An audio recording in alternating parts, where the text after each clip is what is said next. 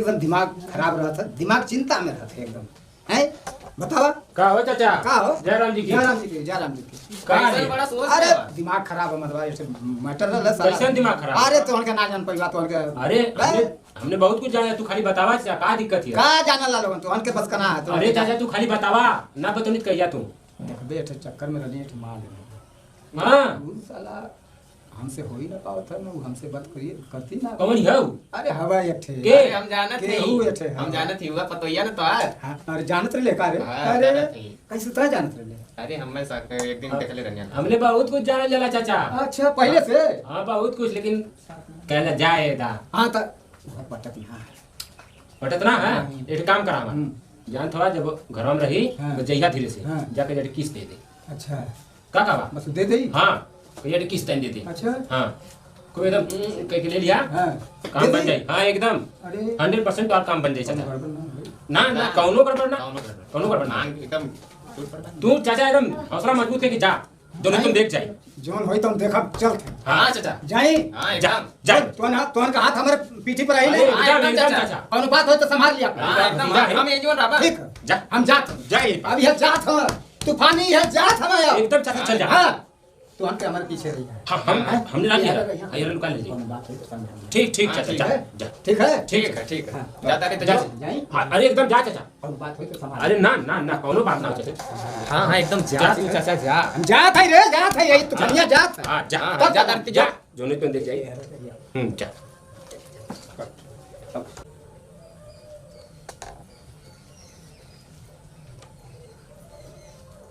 सुनते रे? हाँ सुनते ही? का बोली कभी अरे यार आओ का घरवा में से बाहर जा यार तक तो घर हम जानत है तो के बहुत तकलीफ है ना नहीं का बाहर चल कर है हम जानत है तो दिन लगत ना समझत है हम जानत है तो तबीयत ठीक ना लगत है उन्हा रहला तो तन उदास हो गया हाँ ये काम ही कर हमारे काम कर भी हाँ बोली बोल कर भी तो बोली बोली तबे न करब एक किस दे दे एक किस दे दे किस दे दे हां दे जल्दी कर कि बुढ़वा के लाज शर्म ना लगत है किस मांगत है बाप रे बाप बेटवा चल गल बा कमाए हाँ। ते तू किस मांगत है तो शर्म ना लगत है किस दे ले तो इतना बेवकूफ है का है इतना शर्मा था ये किस ना दे पाओ यो ले किस तब ले किस दे दे चलिए साइलेंट तो ये बुढ़ऊ ना समझ में आ तो किस मांगत है देख हमारी बात पहले मान देख हमारे पास प्रॉपर्टी है तो उनके प्रॉपर्टी दे समझे थी हम जितना तोके बना देबा उतना तोरो बात मानत है हम तो बात मान बाप रे बाप